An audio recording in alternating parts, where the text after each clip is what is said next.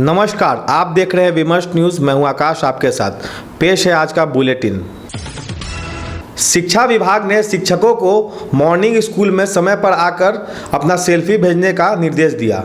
बिहार में स्कूलों के समय को लेकर हंगामा थमने का नाम नहीं ले रहा है। एक तरफ शिक्षक एवं अभिभावक सुबह 6 से दोपहर 12 बजे तक के स्कूल टाइम का विरोध कर रहे हैं, तो वहीं दूसरी ओर ACS के पाठक के शिक्षा विभाग ने नया आदेश जारी कर दिया है। इसके मुताबिक शिक्षकों को अब तय समय से पहले यानी सुबह 6 बजे से पहले ही स्कूल में पहुंचकर अपनी ड्यूटी शुरू कर देनी होगी। उन्हें 6 बजे से पहले किसी भी हालत में सेल्फी क्लिक कर अपलोड करनी होगी, तभी उनकी अटेंडेंस मान्य होगी। 6 बजे के बाद की सेल्फी मान्य नहीं होगी। बता दें कि गर्मी की छुट्टियों के बाद खुले स्कूलों को विभाग ने सुबह 6 बजे से संचालित करने का फैसला लिया था। इसके बाद से के पाठक की नई स्कूल टाइमिंग का विरोध हो रहा है। शिक्षकों का कहना है कि उन्हें सुबह 3 बजे उठकर ही अपना दिनचर्या शुरू करनी पड़ रही है। वे हड़बड़ी में स्कूल पहुंच रहे हैं, जिससे हादसे की संभावना भी बनी रहती है। साथ ही नींद पूरी नहीं होने पर स्वास्थ्य पर भी असर पड़ रहा है। बच्चे भी इस टाइमिंग से परेशान हैं। अभिभावकों ने भी स्कूल के समय में बदलाव करने की मांग की है। भीषण गर्मी में बच्चे बिना सही से नाश्ता किए हड़बड़ी में स्कूल पहुंच रहे हैं, जिससे उनकी तबीयत खराब हो रही है। कई जगहों से बच्चों के बेहोश होकर स्कूल में गिरने की खबरें भी आई हैं। काराकाट में पार्टी लाइन से बगावत कर पवन सिंह के चुनाव में खड़ा होने से बीजेपी ने उनको निष्कासित करने की कार्रवाई की। भोजपुरी स्टार पवन सिंह बीजेपी के उम्मीदवार उपेंद्र कुशवाहा के खिलाफ खड़ा होकर उनके लिए कठिनाइयां पैदा कर रहे थे। बिहार की काराकाट लोकसभा सीट से निर्दलीय चुनाव लड़ रहे भोजपुरी स्टार पवन सिंह को बीजेपी ने निष्कासित कर दिया है। प्रधानमंत्री नरेंद्र मोदी की काराकाट में NDA प्रत्याशी राष्ट्रीय लोक मोर्चा के अध्यक्ष उपेंद्र कुशवाहा के समर्थन में जनसभा से पहले बीजेपी ने बड़ा एक्शन लिया है। बिहार के बीजेपी अध्यक्ष सम्राट चौधरी के निर्देश पर यह कार्रवाई की गई है। बता दें कि बीजेपी से बागी होकर पवन सिंह ने काराकाट से निर्दलीय नामांकन किया, जिससे NDA कैंडिडेट उपेंद्र कुशवाहा की मुश्किलें बढ़ गई हैं। अब पवन सिंह के भारतीय जनता पार्टी से निकाले जाने पर उपेंद्र कुशवाहा को राहत मिली है। दक्षिण बिहार की काराकाट लोकसभा सीट पर NDA से उपेंद्र कुशवाहा के खिलाफ महागठबंधन के खेमे से CPI माले के टिकट पर राजाराम कुशवाहा चुनाव लड़ रहे हैं। वहीं पवन सिंह के निर्दलीय पर्चा भरने से यहां जंग त्रिकोणीय हो गई है। भोजपुरी स्टार की रैलियों में उमड़ रही भीड़ से NDA नेताओं की चिंता बढ़ी हुई है। कुशवाहा को अपने वोट बैंक खिसकने का डर ज़्यादा सता रहा है। हालांकि पवन सिंह चुनावी रैलियों की भीड़ को वोटों में कितना बदल पाते हैं, यह तो 4 जून को लोकसभा चुनाव के नतीजे आने के बाद ही पता चलेगा। ये पार्टी की कार्रवाई है। पार्टी स्वाभाविक तौर पर पार्टी के खिलाफ कोई चुनाव लड़ता है तो पार्टी के स्तर पर ऐसी कार्रवाई होती है। झारखंड में कल्पना सोरेन ने चुनाव की कमान संभाल ली है। अपने पति हेमंत सोरेन के जेल जाने से जो कमी आई है, उसकी भरपाई कर रही है। खासकर देश भर के आदिवासी समाज में कल्पना सोरेन ने विश्वास पैदा किया है। पहला चरण हुआ एक नारा, दूसरा चरण हुआ बीजेपी वालों का नारा बदल गया, तीसरा हुआ फिर बदल गया, चौथा हुआ फिर बदल गया, तो 7वां आते आते तक अब यही होगा कि अब बीजेपी अब आने नहीं वाली है, और इसका अंदेशा उनको पहले ही हो चुका है। और यही भयावह स्थिति को उन्होंने भांप लिया था, इसलिए आपके प्यारे मुख्यमंत्री हेमंत सोरेन जी को इन्होंने जेल में डालने का काम किया, वो भी चुनाव से ठीक पहले।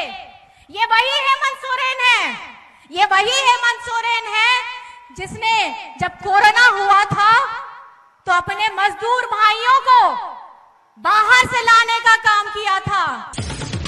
काराकाट में CPI-ML नेता राजाराम सिंह उपेंद्र कुशवाहा पर भारी पड़ रहे हैं। विमर्श न्यूज़ संवाद टीम का अनुमान है कि प्रधानमंत्री की काराकाट यात्रा को इस स्थिति के मुकाबले के तौर पर देखा जा रहा है। चुनाव आयोग ने नसीहत दी है कि सुरक्षा बलों और सांप्रदायिक मसलों को चुनाव के लिए इस्तेमाल नहीं किया जाए। विमर्श न्यूज़ का मानना यह है कि जिन शिकायतों पर चुनाव आयोग को संज्ञान लेना चाहिए, उस पर सिर्फ उलाहना देकर छोड़ क्यों देते हैं। लोकसभा चुनाव में सांप्रदायिक आधार पर वोटों की अपील करने और सुरक्षा बलों के नाम पर मतदाताओं को रिझाने पर चुनाव आयोग ने ऐतराज़ जताया है। आयोग ने इस सिलसिले में भाजपा और कांग्रेस को नसीहत दी है कि वे ऐसा करने से बचें। आयोग ने कांग्रेस को कहा कि वह डिफेंस फोर्सेस का राजनीतिकरण न करें। इसके अलावा सुरक्षा बलों में सामाजिक आर्थिक विविधता के बारे में भी टिप्पणी न करने को कहा गया है। चुनाव आयोग ने भाजपा को भी सलाह दी है कि वह धार्मिक आधार पर चुनाव प्रचार न करे। निर्वाचन आयोग ने भाजपा एवं उसके स्टार प्रचारकों को धार्मिक और सांप्रदायिक आधार पर चुनाव प्रचार करने से दूर रहने का निर्देश दिया है। वहीं कांग्रेस से यह सुनिश्चित करने को कहा है कि उसके स्टार प्रचारक ऐसे बयान नहीं दें जिससे ये गलत धारणा बने कि भारत के संविधान को खत्म किया जा सकता है। किसान आंदोलन फेज 2 का 100वां दिन आज मनाया जा रहा है। शंभू बॉर्डर पर 23 मई को खासकर हरियाणा और पंजाब के किसान जमा हो रहे हैं। पंजाब, हरियाणा, हिमाचल प्रदेश, पश्चिमी यूपी, उत्तराखंड और राजस्थान के हज़ारों किसान शंभू बॉर्डर पर इकट्ठा होना शुरू कर चुके हैं। शंभू बॉर्डर पर किसान आंदोलन का कल 100वां दिन है। इसी को देखते हुए हज़ारों की तादाद में किसान कूच कर रहे हैं। बुधवार सुबह से ही किसानों का धरना स्थल पर आना शुरू हो गया है। हालांकि किसानों ने ग्राउंड जीरो पर एक बड़ा पंडाल लगाया है, लेकिन स्थल के पास कई छोटे टेंट भी लगाए गए हैं। विरोध स्थल पर लगे पंडाल में बड़ी संख्या में किसान बैठे हैं। 13 फरवरी को सुरक्षा बलों द्वारा दिल्ली की ओर मार्च रोके जाने के बाद प्रदर्शनकारी किसान अभी भी शंभू और खनौरी सीमाओं पर हैं। रिपोर्ट के मुताबिक गुरदासपुर के महेंद्र सिंह दिल्ली अमृतसर राजमार्ग पर शंभू सीमा पर एमएसपी की गारंटी के लिए किसानों के विरोध प्रदर्शन के 100वें दिन मशाल उठाने वालों में शामिल होंगे। इस चिलचिलाती गर्मी में विरोध करने के लिए किसानों का साथ देने के लिए एक अन्य किसान राज सिंह गुरदासपुर से विरोध स्थल तक अपनी साइकिल पर आए हैं। 100वें दिन के विरोध प्रदर्शन के दौरान मारे गए 22 किसानों के लिए एक विशेष श्रद्धांजलि की योजना बनाई जा रही है। चुनाव बाद हिंसा की जांच के लिए सारण पुलिस ने एसआईटी का गठन कर दिया है। छपरा हिंसा में 2 लोगों की मौत हो गई थी। कलकत्ता हाईकोर्ट ने 2010 के बाद ओबीसी पहचान बताने वाले 5 लाख सर्टिफिकेट को रद्द कर दिया है। बताया जाता है कि नए ओबीसी सर्टिफिकेट द्वारा मुसलमानों की बड़ी आबादी को ओबीसी सर्टिफिकेट दे दिया गया है। खबर है कि कलकत्ता हाई कोर्ट के एक बेंच ने नए जारी किए गए 5 लाख ओबीसी सर्टिफिकेट को रद्द कर दिया है। कलकत्ता हाई कोर्ट ने दायर याचिका पर यह मूल्यांकन किया है कि सरकारों ने 2010 के बाद जिस तरह जाति सर्टिफिकेट बनाया, उसके पीछे बड़े पैमाने पर राजनीति हुई है। याचिकाकर्ताओं ने साबित किया है कि ओबीसी सर्टिफिकेट जारी करने में मुसलमानों के प्रति उदारता दिखाई गई है। हाई कोर्ट का ये फैसला ओबीसी सर्टिफिकेट जारी करने में किसी मानक का ख्याल नहीं रखने से हुआ है।